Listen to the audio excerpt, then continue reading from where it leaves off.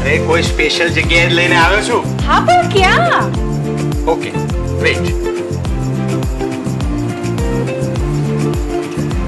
Yes. હા, so beautiful. અરે તું તો મને કહેતો હતો કે તું મને રિસોર્ટ લઈ જવાનો છે અને આ હા તો આ રિસોર્ટ મેં તારા માટે જ બુક કરાવ્યું છે. બુક એટલે હું કઈ સમજી નહીં.